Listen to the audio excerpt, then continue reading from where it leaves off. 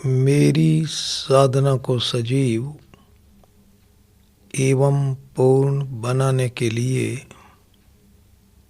मेरे ही प्रभु के रूप में विराजमान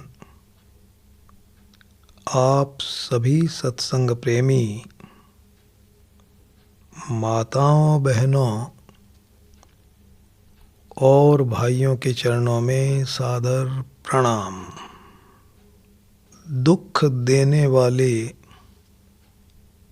हमारे ही परिवार के सदस्य के साथ हम क्या करें, ये महत्वपूर्ण प्रश्न परम श्रद्धेय श्री स्वामी जी महाराज से पूछा गया। इस प्रश्न का उत्तर उन्होंने बड़े विस्तार से दिया और इस संबंध में हम अपनी 2 सभाएं आयोजित कर चुके हैं। इस विषय की यह तीसरी सभा है। हम क्या करें, बताया गया कि मन से उसके साथ लड़ाई नहीं करें, मन से उसको प्रेम देवें,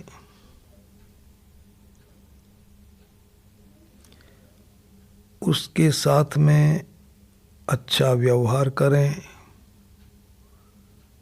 नुकसान वो पहुंचाए तो अपने सुरक्षा का इंतजाम करें। इस तरह की बहुत सी बातें पिछली 2 सभाओं में हमने कर ली। अंतिम बात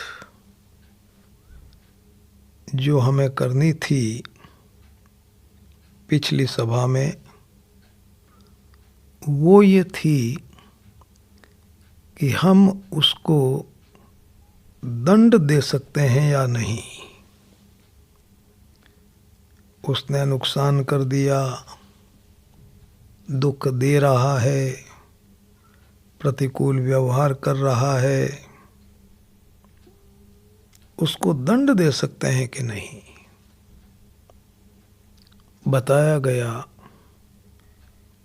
कि दुख देने वाले परिवार के सदस्य को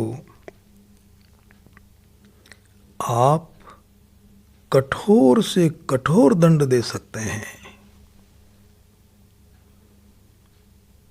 प्रेम देने का ये अर्थ नहीं होता कि आप उससे दबते रहें, डरते रहें, उसके अन्याय को सहन करते रहें। ऐसा अर्थ नहीं है। प्रेम की साधना में कठोर से कठोर दंड देने का विधान भी है। आप दंड दे सकते हैं, लेकिन दंड देने में बहुत सावधानी रखनी है। यदि आपने सावधानी नहीं रखी ना, तो दंड देने से आपको वो नुकसान होगा जिससे बड़ा नुकसान कोई हो नहीं सकता। जल्दी से दंड नहीं दे देना, बड़ा भारी नुकसान हो जाएगा भैया जी। दंड दे सकते हैं, लेकिन दंड देने में आपको पूरी सावधानी रखनी है। आप कहेंगे क्या सावधानी रखें? सबसे पहली सावधानी तो ये रखें कि जल्दी से उसको दंड नहीं दें। अनेक तरह से उसको समझाने की कोशिश करें, उससे बातचीत करें, कहीं अपनी भूल हो गई हो तो उससे क्षमा मांगें। हमारी भूल से उसको आर्थिक नुकसान हो गया हो तो उस नुकसान की पूर्ति करें।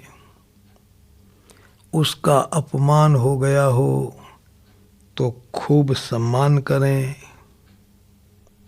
ऐसे कोशिश करें कि भाई वो समझ जाए, प्रतिकूल व्यवहार करना छोड़ दे।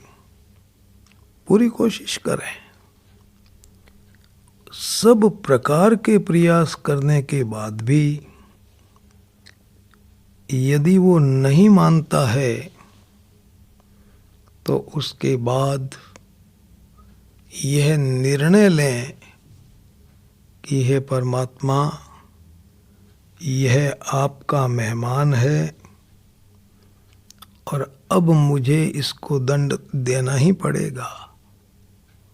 और याद रखना, दंड क्यों दें, किस लिए दें? तो दंड देते समय आपके मन में दो बात नहीं होनी चाहिए। एक तो क्रोध नहीं रहना चाहिए, एक बदला लेने की भावना नहीं होनी चाहिए। यह बात मन में नहीं रहनी चाहिए कि इसने हमारा बहुत नुकसान किया, इसलिए अब इसको कठोर से कठोर दंड देना है। ये तो आप बदला लेने की भावना से दंड दे रहे हैं, क्रोध पूर्वक दंड दे रहे हैं। यदि आप क्रोध से बदला लेने की भावना से दंड देंगे, आपको बहुत अशांति हो जाएगी और लड़ाई आपकी बहुत बढ़ जाएगी। आग लग जाएगी महाराज, आग लग जाएगी। उस आग में दोनों परिवार भस्मीभूत हो जाएंगे। तो फिर दंड कैसे दें? मन में क्या भावना रखें? दंड देना है उसके कल्याण के लिए,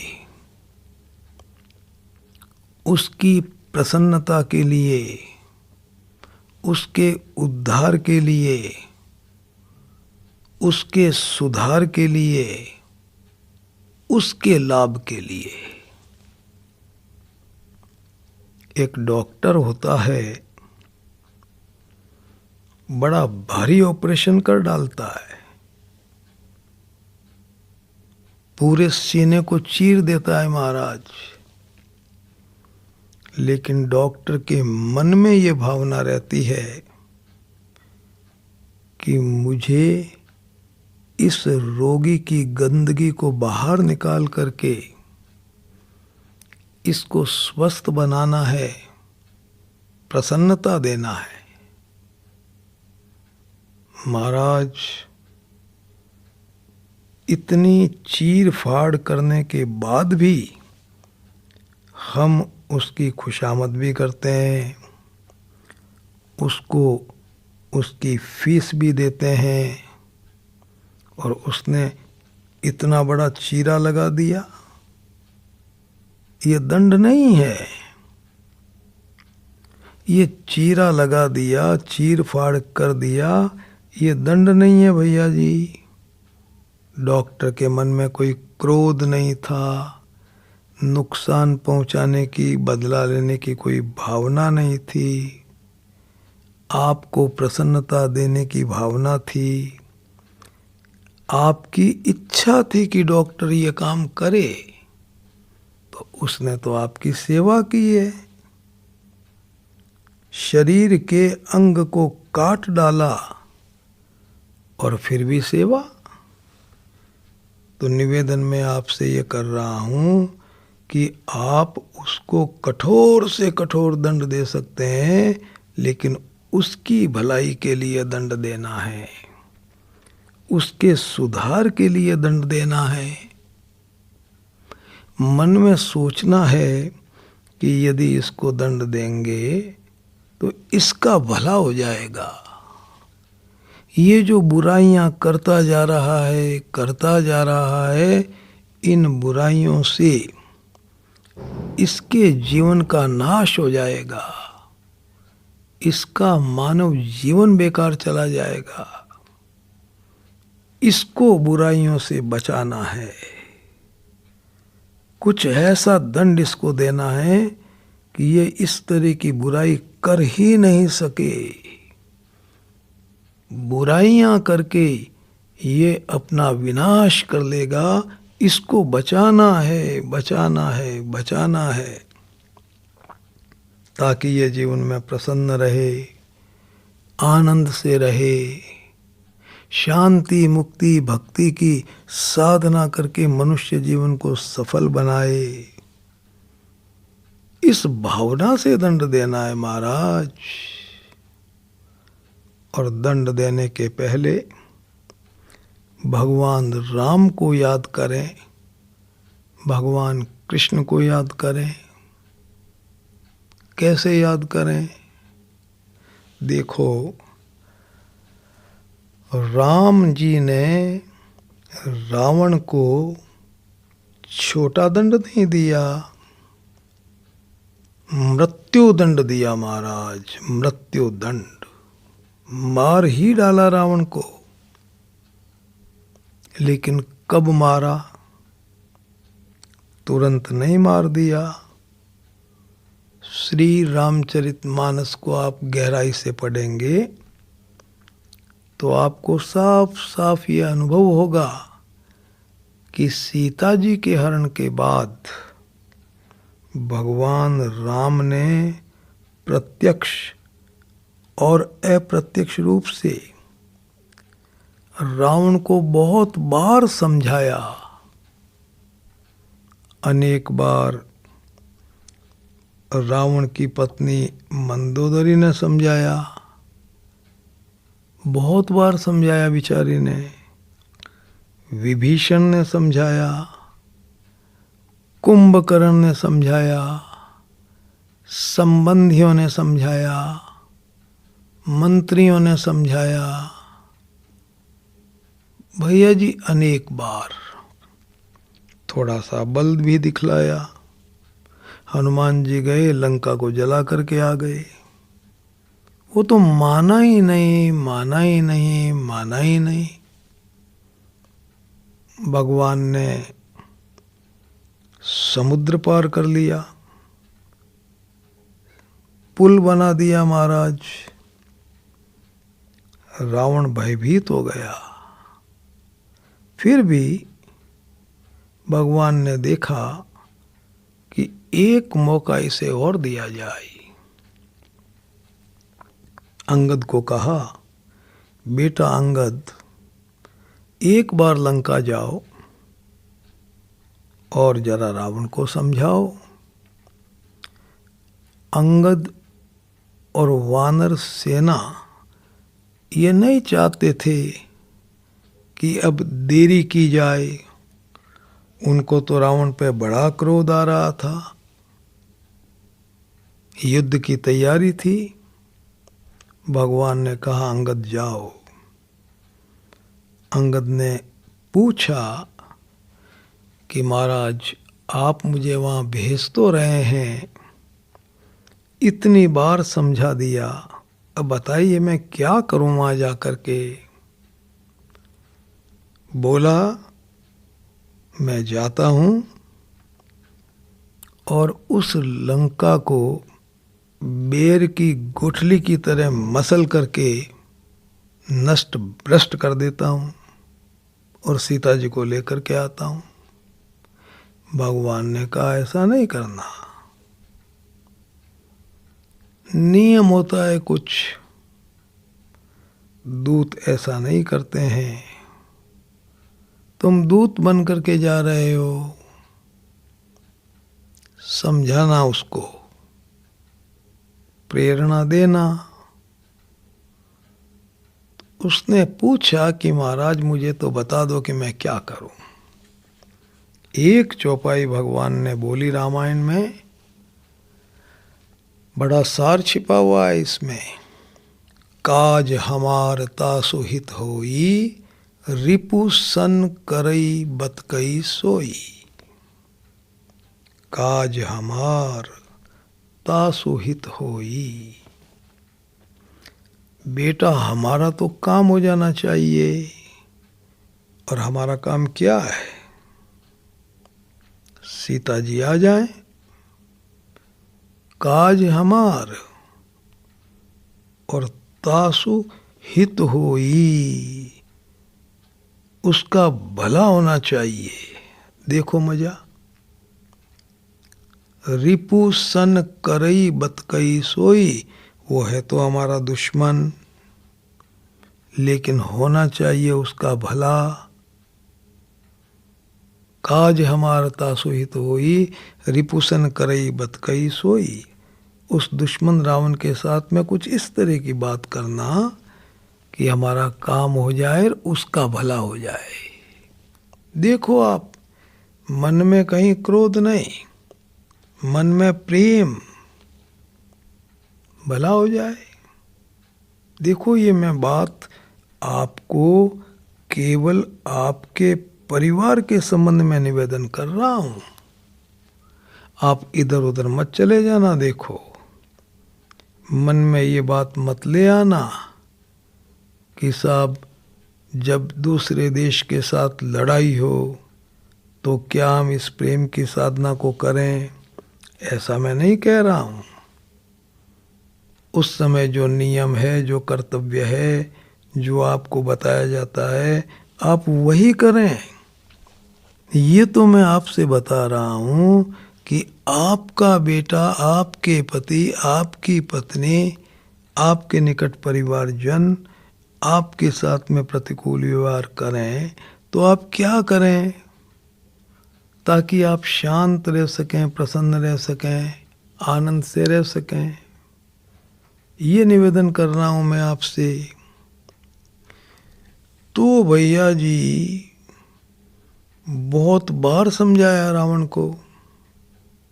अंगद गया, रावण को सब बात कही, रावण नहीं माना। भगवान आगे बढ़ गए, युद्ध शुरू हो गया, और भैया जी अंत में उन्होंने रावण को मार दिया, मृत्युदंड दिया रावण को, छोटा दंड नहीं दिया। लेकिन आप जानते हैं, इस दंड देने के पीछे भगवान के मन में रावण को मारने की भावना नहीं थी, रावण को तारने की भावना थी, उसके उद्धार की भावना थी, कल्याण की भावना थी, उसके जीवन को सफल बनाने की भावना थी। युद्ध समाप्त हो गया, रावण युद्ध भूमि में पड़ा हुआ है, घायल, मृत्यु नजदीक है। उस समय बोलता है कि एक बार उस राम को मेरी आंखों के सामने लाओ। राम जी गए, बोला कि प्रभु आपको एक खास बात बताने के लिए बुलाया है मैंने। बोलो भाई, क्या बताना है? तो मुस्करा करके बोला कि राम और रावण के इस महायुद्ध में सारी दुनिया कहती है कि राम जीते हैं, राम की विजय हुई है, और रावण हारा है, रावण की पराजय हुई है। ये दुनिया भी कहती है और आप भी ऐसा सोचते हैं राम।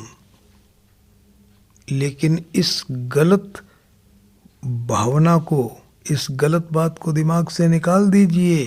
ये गलत बात है। इस महायुद्ध में विजय हुई है रावण की और पराजय हुई है राम की। राम जी ने कहा कि भी ऐसा कैसे हो गया? हारा तू है, हार तेरी हुई है, सारी फौज तेरी खत्म हो गई, तू खत्म हो रहा है। रावण ने कहा नहीं प्रभु, मेरी विजय हुई है। कैसे? बोला, जब तक मैं जीवित रहा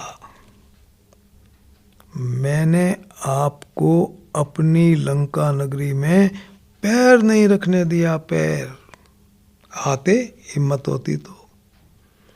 भगवान को तो वन में ही वास करना था, 14 बरस का वनवास था, इसलिए जाना ही नहीं था किसी शहर में, बस्ती में। फिर भी रावण ने यही कहा, जब तक मैं जीवित रहा मैंने मेरी लंका नगरी में आपको पैर नहीं रखने दिया, पैर। और अब हमेशा हमेशा के लिए मैं आपकी नगरी में जा रहा हूँ, आपके धाम में जा रहा हूँ, आपके घर जा रहा हूँ।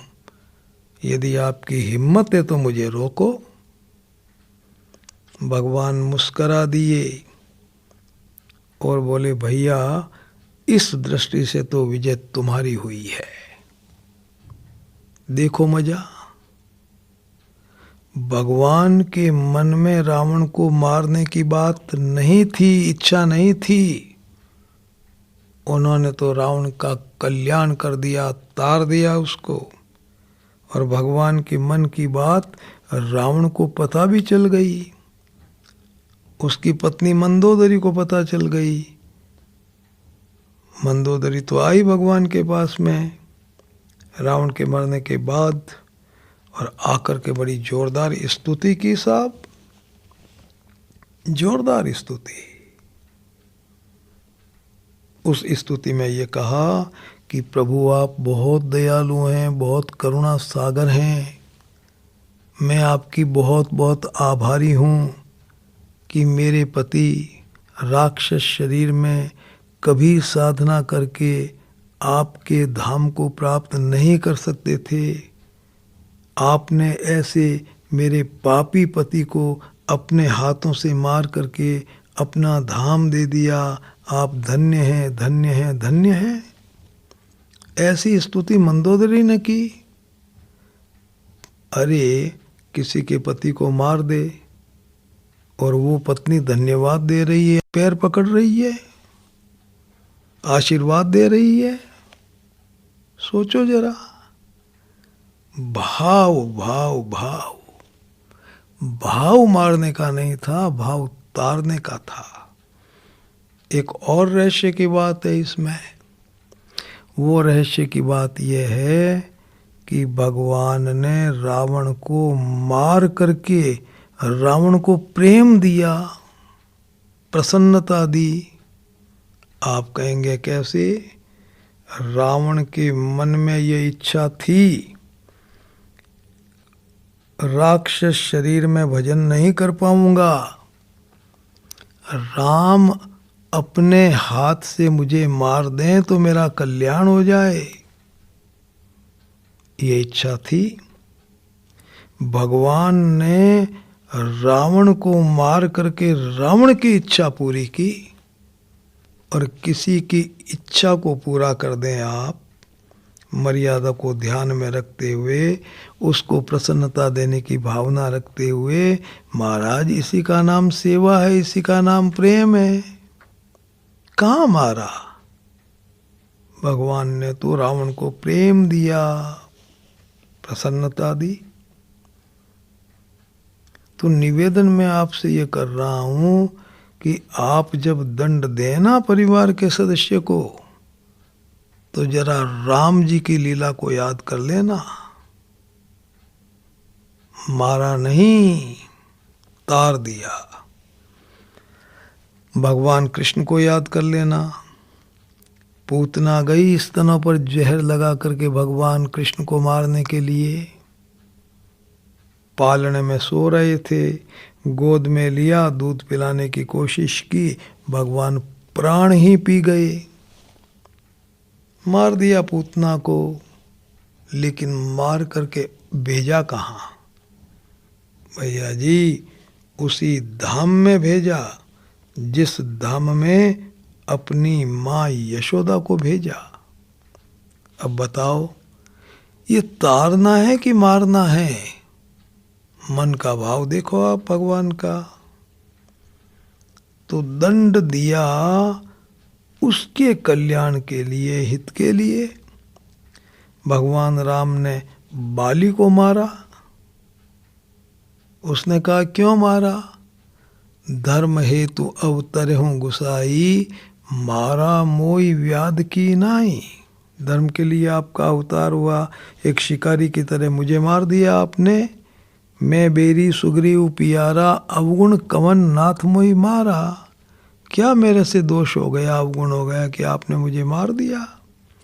भगवान ने कहा भैया, अनुज बधु भगनी सुत नारी, सुन सठ कन्या समय चारी, इन्हीं कुदृष्टि बिलो कई जोही, ताई बधे कछु पाप न होई।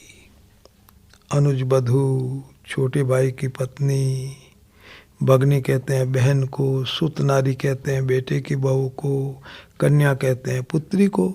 ये चारों समान हैं। अनुज बधु भगनी सुत नारी, सुन सट कन्या सम ए चारी, ये समान है, एक बराबर है। इनको जो कुदृष्टि से देखता है ना, भगवान ने कहा कि उसको वध कर दो, वध करने में भी पाप नहीं लगेगा।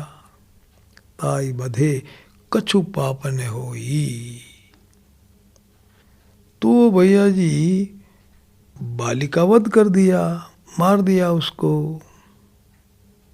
बाली के मन में भी प्रेम था, वो भी चाहता था कि मेरा कल्याण हो जाए। तो कई इस तरह के प्रसंग हैं कि भगवान ने दुष्टों को मारा, उनकी इच्छा को पूरा किया, उनका कल्याण किया।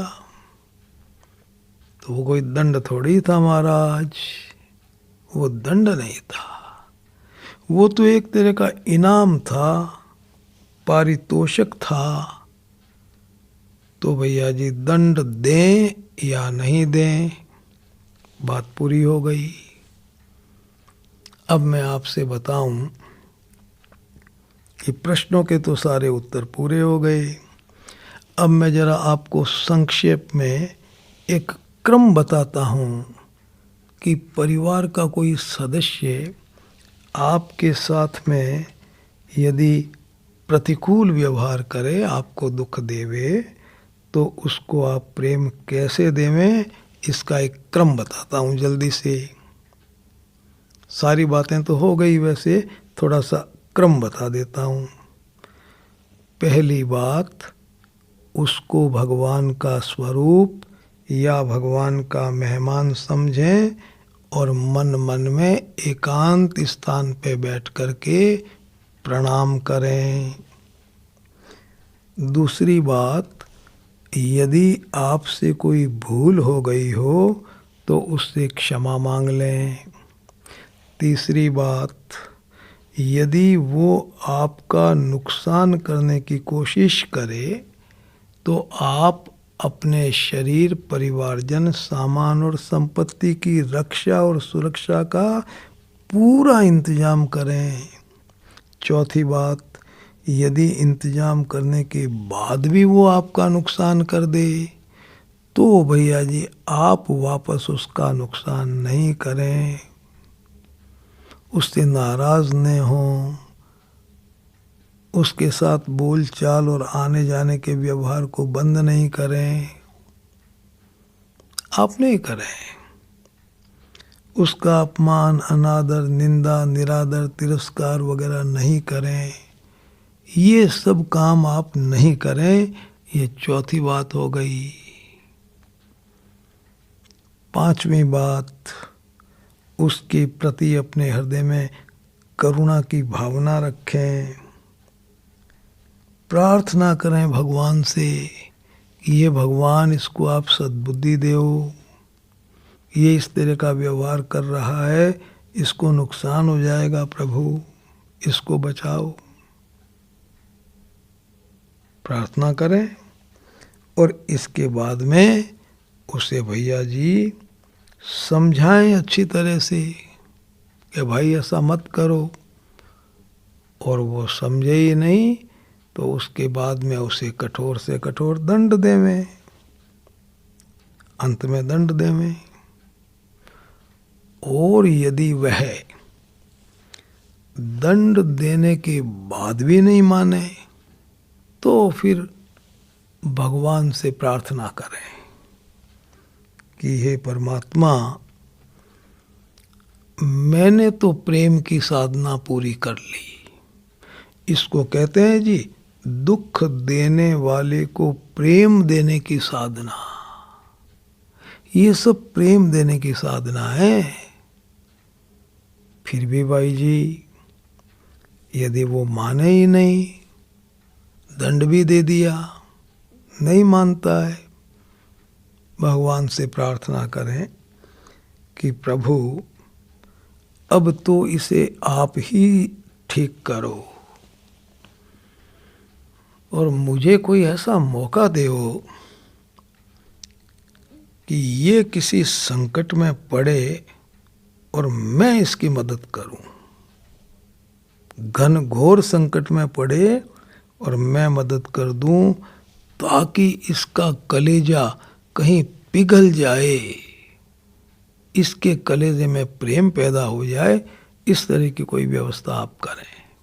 और भगवान इस तरह की कोई व्यवस्था कर देना भैया जी, उस समय पीछे नहीं हटें और आप उसका वो काम कर दें, शायद वो आपका प्रेमी बन जाएगा। एक घटना मुझे याद आ रही है इस संबंध में। दो भाई थे, पारिवारिक संपत्ति के बंटवारे को लेकर दोनों में मतभेद हो गया, लड़ाई हो गई। एक घर था दोनों का, बीच में दीवार खींच दी गई, दो घर बन गए।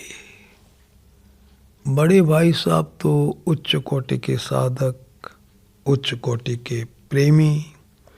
छोटा भाई सत्संग से दूर, बड़ा नटखट, चालाक, धूर्त, अज्ञानी, मूर्ख,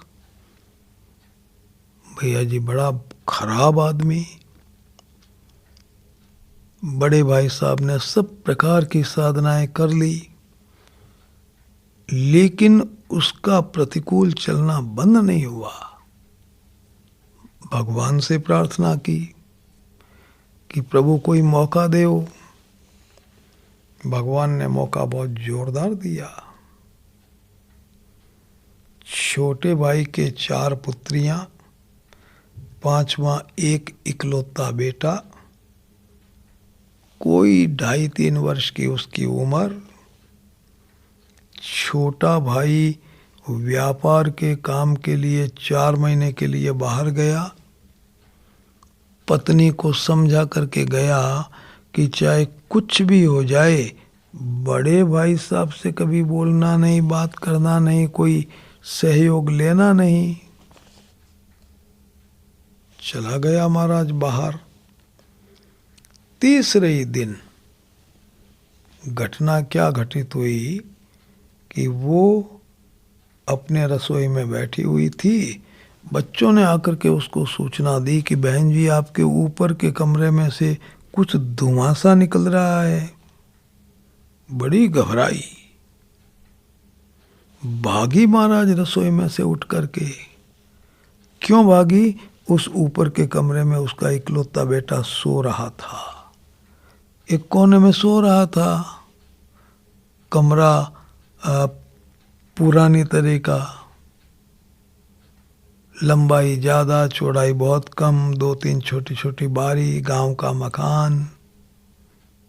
भैया जी वो बेचारी भागी, ऊपर दौड़ी और उस कमरे को जाकर के खोला तो देखा तो उसमें आग लगी हुई। कोशिश की बचाने की, वश चला नहीं, आग बढ़ती गई, जोर जोर से चिल्लाई, मोहल्ले के लोग आए, आग को बुझाने की कोशिश की। भगवान की लीला, आग बुझी नहीं, बढ़ती गई और जहाँ लड़के का पलंग था ना, देखते देखते वहाँ तक पहुँच गई। वो छोटे भाई की पत्नी जोर जोर से रोने लगी, मेरे बेटे को बचाओ बचाओ बचाओ, मेरे बेटे को बचाओ, मेरा बेटा जिंदा जल रहा है, इसको बचाओ बचाओ। आग में जाने की कोशिश करे, लोगों ने पकड़ लिया उसको, मर जाओगी, कोई उपाय नहीं है, भगवान करेंगे वैसा होगा। रोती रही जोर जोर से, बच्चा जलता रहा। महाराज इतने में बड़े भाई साहब वहां पहुंच गए, आए थे कोई बाजार से सामान लेकर के। कोलाहल सुना, पहुंचे, सब कुछ भूल गई वो छोटे भाई की पत्नी। घर वाले ही काम आते हैं अंत में। देखते ही चिल्लाई, भाई साहब मेरा बेटा जल रहा है, जल रहा है, बचाओ इसको, बचाओ, किसी तरह बचाओ, मेरा बेटा जल रहा है अंदर इस कमरे में। भाई साहब ने देखा कि ये मौका भगवान ने दिया है, परवाह नहीं कि महाराज, एक कंबल का टुकड़ा पड़ा था, मुंह पे डाला, आग में चले गए। लोगों के मना करने के बाद भी जलते हुए बच्चे को हाथों में उठा लिया, हाथों में उठा लिया महाराज, उसको बाहर ले आए, नीचे उतर गए, घर के बाहर ही गांव का छोटा सा अस्पताल, वहां पहुंच गए बाहर ही, डॉक्टर के सामने रख दिया उसको। 90% जल गए थे दोनों। फिर भी बड़े भाई साहब डॉक्टर को कह रहे हैं, ये मेरे छोटे भाई का इकलौता बेटा है, आज मेरा भाई यहाँ नहीं है, डॉक्टर किसी तरह से इसको बचाओ बचाओ बचाओ। कितने ही रुपए खर्च हो जाएं, मैं अपनी जमीन बेच दूंगा, मकान बेच दूंगा, मेरे छोटे भाई का बेटा है, ये बचाओ बचाओ बचाओ। डॉक्टर को पता था दोनों भाइयों के झगड़े का। महाराज बड़े भाई के प्रेम को देख करके गदगद हो गया। थोड़ा उपचार किया, शहर के अस्पताल में ले गया। 3 महीने तक उनका इलाज हुआ, भगवत कृपा से दोनों बच गए। 10-15 दिन और रहे, फिर आ गए गांव के अस्पताल में। वहाँ 3 खाटें लग गई, बड़े भाई साहब की, छोटे भाई की पत्नी और इकलौते बेटे की। बचा खुचा चल रहा था इलाज। छोटे भाई का समाचार पहुंचा, मैं कल गांव पहुंच रहा हूं। स्टेशन गए कुछ लोग, उसका सामान लिया और उसको कह दिया कि भैया ऐसा है कि सामान तो हम घर ले जाते हैं और तुम जरा अस्पताल चले जाओ, तुम्हारी पत्नी अस्पताल में है। तो मन में कई तरह की भावनाएं आई, कुछ किया होगा बड़े भाई साहब ने, क्यों अस्पताल पहुंच गई। उनकी पत्नी को पता चला, दूर से देखा कि आ रहे हैं मेरे पति। सर्दी का समय था, तो महाराज अस्पताल से निकली, बाहर तक गई, उनसे मिली। मिलते ही पूछा उसने, क्या किया बड़े भाई साहब ने, अस्पताल कैसे आ गई तुम। तब उसने बताया कि बड़े भाई साहब ने क्या किया और क्या नहीं किया, ये तो मैं आपको बाद में बताऊंगी। एक बात सुन लो, आपके जाने के बाद मुझे भगवान के दर्शन हो गए और वो भगवान आपके दर्शनों के इंतजार कर रहे हैं, जल्दी चलो। कैसे हो गए। तब सुनाया कि इस तरह से हमारे ऊपर के कमरे में आग लग गई, मुझे सूचना दी बच्चों ने, मैं भागी, दरवाज़ा खोला, देखा तो बच्चा हमारा जल रहा है बुरी तरह से। मैं चिल्लाई, मोहल्ले के लोग आए, किसी की हिम्मत पड़ी नहीं आग में जाने की। इतने में एक आदमी आया, मना करने के बाद भी आग में चला गया, हमारे बच्चे को उठा करके ले आया। बहुत जल गया वो, बच्चा भी जल गया, उसी ने इलाज करवा दिया, हमारा बच्चा बिल्कुल ठीक है। उसने कहा कि पगली कहीं की, यह काम कोई आदमी नहीं कर सकता। भगवान आए थे हमारे बच्चे को बचाने के लिए, कहाँ है वो? ऐसा बोलते बोलते अस्पताल के कमरे तक पहुंच गए। बड़े भाई साहब सो रहे थे। कहाँ है वो? उसको थोड़ा सा रजाई को ऊंचा किया और बोली, ये रहे वो भगवान जिन्होंने हमारे बच्चे को बचाया, खुद जल करके। आगे देखा तो बड़े भाई साहब सब कुछ भूल गया, पैरों में गिर गया, मुझे क्षमा करो, क्षमा करो, क्षमा करो। मैंने कभी सोचा नहीं था कि आप मेरे लिए ऐसा कर देंगे, इतना बड़ा त्याग। आप महान हैं, महान हैं, मुझे क्षमा करो। बड़े भाई साहब ने हृदय से लगाया और कहा कि भैया, तुम अपने बड़े भाई को शर्मिंदा मत करो यह कह करके कि क्षमा करो, क्षमा करो। अरे क्षमा तो उसको किया जाता है जो जान बूझ करके कोई भूल करता है। तुमने भैया जो कुछ किया वो अनजाने में किया, अज्ञानता से किया, किस बात की क्षमा, कैसी क्षमा? तुम मेरे छोटे भैया हो। हृदय से लगा लिया, मिलन हो गया दोनों भाइयों का। डॉक्टर गदगद हो गया, आज मेरी साधना भी पूरी हो गई, आपको अस्पताल से छुट्टी दी जाती है, पधारें आप।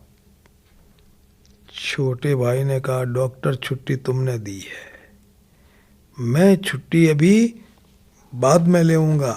घर गया, उस दीवार को तोड़ा और तुड़वाया, अच्छा सा एक रथ सजाया, एक तरफ भगवान राम, दूसरी तरफ भगवान कृष्ण की दो बड़ी बड़ी मूर्तियां लगाई महाराज, और बीच में एक लगाया सिंहासन, जिस पर बिठाया उन्होंने दुनिया के तीसरे भगवान को, जिसका नाम था बड़े भाई साहब।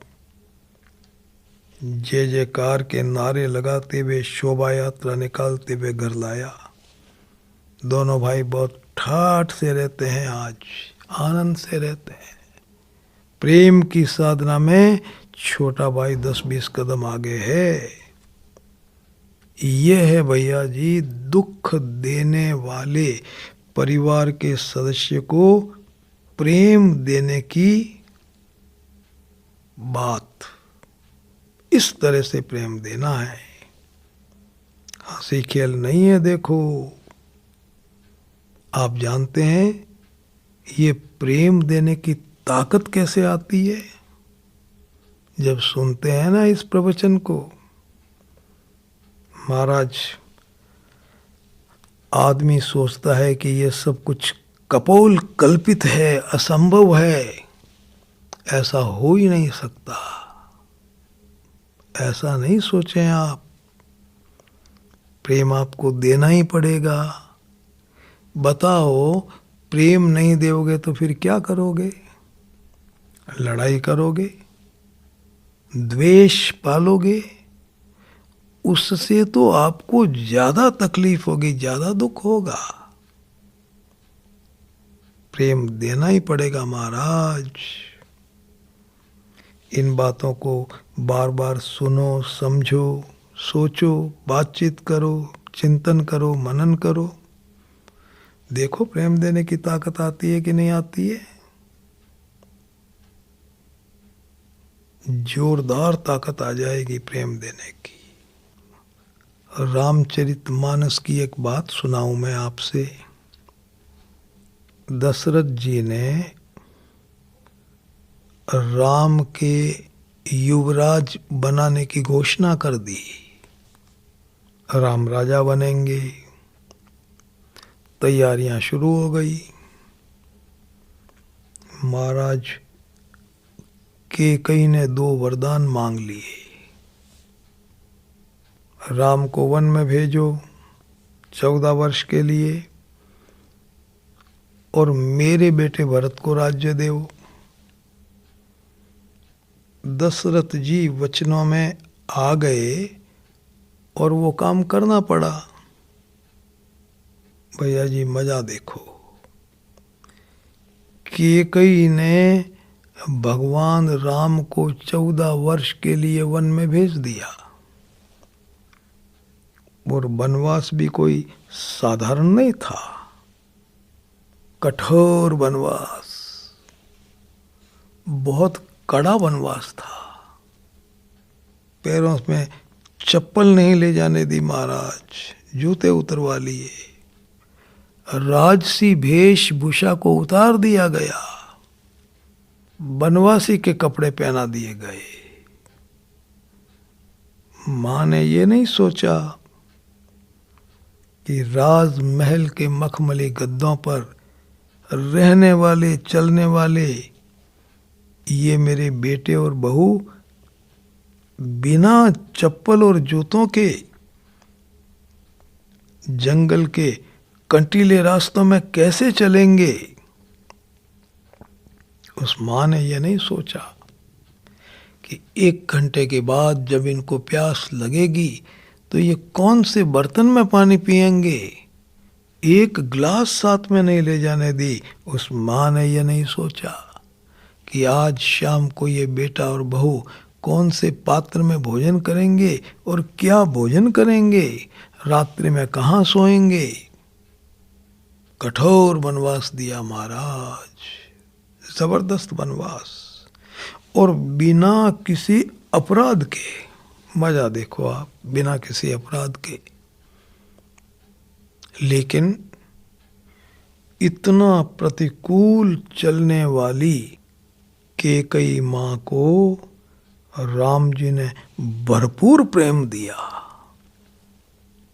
सीता जी ने भरपूर प्रेम दिया मां कैकेयी को। भैया जी राम लक्ष्मण और सीता चले गए वन में, दशरथ जी का शरीर शांत हो गया, भरत जी आए, और इसके बाद उन्होंने ये निर्णय कर लिया कि मैं इस राज्य को नहीं लेऊंगा, मैं वन में जाऊंगा, भाई साहब को मना करके लाऊंगा, उनका हक उन्हीं को दूंगा। ये भरत जी का निर्णय सबको बड़ा पसंद आया, और सब लोग साथ में हो गए। एक सेना की तरह भरत जी चल पड़े अयोध्या के लोगों को लेकर के।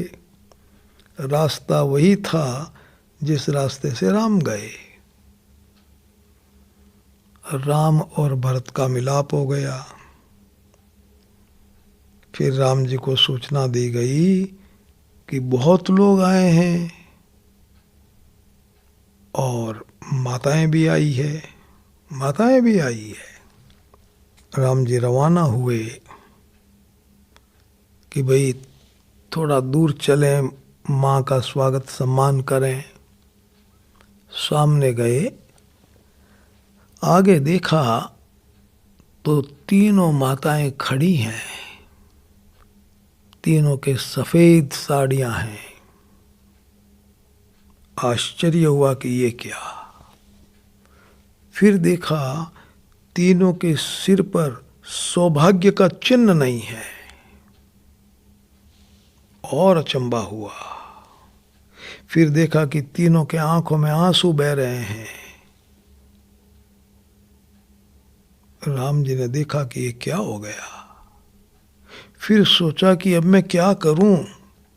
3 माताएं खड़ी हैं, सबसे पहले कौन सी मां को प्रणाम करूं, कौन सी मां को प्रणाम करूं सबसे पहले। गजब है महाराज, जिस मां कैकेयी ने बिना किसी अपराध के इतना भयंकर प्रतिकूल व्यवहार किया, 14 वर्ष के लिए उनको वनवास में भेज दिया ना, सबसे पहले उस मां को प्रणाम किया। प्रथम राम भेंटी केकई, प्रथम राम भेंटी केकई। सबसे पहले केकई माँ से मिले, उसको प्रणाम किया। माँ लज्जित हो गई, राम ऐसा मत करो, मुझसे बहुत बड़ी भूल हो गई बेटा, बहुत बड़ी भूल हो गई। पश्चाताप करने लगी, मैंने क्या किया, आग लगाई और ये बेटा क्या कर रहा है, इतना बुरा किया और वापस इतना बड़ा सम्मान। प्रथम राम भेंटी के कई, सरल स्वभाव भगति मति भेई। अपने सरल स्वभाव और प्रेम से उसकी बुद्धि को तर कर दिया। केकई बहुत लज्जित हुई, राम मुझसे भूल हो गई, भूल हो गई। पैरों में गिर गए राम जी, पग परी कीन प्रबोध बहोरी। पैरों में गिर गए, माँ को समझाया कि माँ आप इस तरह से दुखी मत होइए, आपने मुझे वनवास दिया ही नहीं माँ, दिया ही नहीं, आप क्यों दुखी होती हैं। पग परी कीन प्रबोध बहोरी। केकई ने कहा कि मैंने वनवास नहीं दिया। बोले बिल्कुल नहीं दिया। हक्की बक्की हो गई, राम तुम झूठ बोल नहीं सकते, तुम झूठ नहीं बोल सकते, लेकिन मैं कैसे मानूं कि मैंने वनवास नहीं दिया। सत्य यही है कि मैंने वनवास दिया, वनवास दिया। तुम कह रहे हो कि नहीं दिया, नहीं दिया, बताओ इसमें क्या रहस्य है। तुम झूठ नहीं बोल सकते, मर्यादा पुरुषोत्तम हो। राम जी ने रहस्य खोल दिया। वनवास किसने दिया, 3 जनों के नाम बताए महाराज, 3 के नाम। पग परिकीन प्रबोध बहोरी, काल कर्म विधि सिर धरी खोरी। काल मां समय ऐसा था, कर्म ये वनवास मेरे कर्मों से हुआ, और विधि भगवान का विधान था, प्रभु का विधान था। काल कर्म विधि सिर धरी खोरी। देखो मजा, सीता जी ने जब तक वो तीनों सासुएं वन में रही, महाराज 3 तरह के भेष बनाती थी सीता जी, 3 रूप, और तीनों की सेवा करती थी बराबर। ऐसा नहीं कि कई माँ की कोई कम करती थी, बड़ा प्रेम। 14 वर्ष बीत गए, राम जी वापस आ गए, सब लोगों से मिल लिए, और फिर सोचा कि अब मैं कौन से घर में जाऊं। तीनों माताएं खड़ी हैं अपने अपने महलों में, कैकेयी, सुमित्रा और कौशल्या। राम जी खड़े हैं, किधर जाऊं। तीनों के हाथ में आरती है, किधर जाऊं। देखा, तीनों तरफ देखा। राम जी के मन में आया, 14 वर्ष के बाद भी मां कैकेयी दुखी है, लज्जित है। भैया जी, सबसे पहले मां कैकेयी के महल में गए। देखा प्रेम देना, दुख देने वाले को प्रेम देने की साधना सीखनी हो तो रामचरितमानस को पढ़िए आप। प्रभु जानी कैकेयी लजानी, प्रथम तासु गृह गए भवानी। सबसे पहले उसके घर गए, कितना प्रेम दिया देखो आप, जबरदस्त प्रेम की साधना थी। राम राजा बन गए। दूतों को कहा कि पता लगाओ मेरे राज्य में कोई दुखी तो नहीं है। पता लगाया उन्होंने और आकर के कहा कि साहब एक व्यक्ति दुखी है केवल। राम जी ने कहा भाई कौन? कि आपकी माँ केकई। केकई दुखी है। क्यों दुखी है? राम जी ने पता लगाया तो पता क्या लगा कि जब वनवास हो गया, राम लक्ष्मण सीता वन में चले गए, पीछे से भरत आए ननिहाल से और अपनी माँ से मिले ना, सबसे पहले माँ से मिले। माँ ने पूछा कि बेटा क्या हाल है, सब ठीक है ना वहाँ ननिहाल में? बोले माँ वहाँ तो सब ठीक है, लेकिन यहाँ क्या हाल चाल है? तो माँ ने बताया कि भाई ऐसा है कि बाकी तो सब काम संभाल लिया मैंने, और मंत्रा ने बड़ी मदद भी की, मैंने सब काम कर लिया, अच्छा हो गया सब काम, लेकिन तुम्हारे पिताजी चले गए। बोले पिताजी चले गए? कैसे चले गए? तो फिर वो सारी कथा सुनाई। बड़ा भयंकर दुख हुआ ये जान करके कि मेरे कारण से राम लक्ष्मण और सीता वन में चले गए। और वहाँ भरतलाल जी ने दुखी हृदय से अपनी माँ को कुछ कटु वचन बोल दिया। दुखी और क्रोधी व्यक्ति कुछ भी बोल दे तो वो क्षमा का पात्र है, क्षमा करो उसको, पागल सा हो जाता है।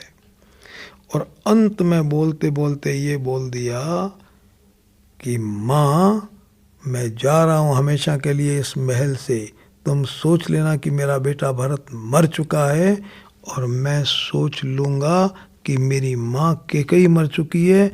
आज के बाद ये भरत तुम्हें कभी माँ नहीं कहेगा और इस महल में कभी आएगा नहीं, कभी नहीं आएगा, कभी माँ नहीं कहेगा। आज सब लोग सुखी हैं, केकई को वही दुख सता रहा है। राम जी ने भरत को बुलाया, समझाया कि भैया क्या कर रहे हो तुम ये सब? अरे ये सब मेरी इच्छा से हुआ, और माँ केकई ने बहुत बड़ा कलंक सहन करके मेरी इच्छा पूरी की, मुझे प्रेम दिया।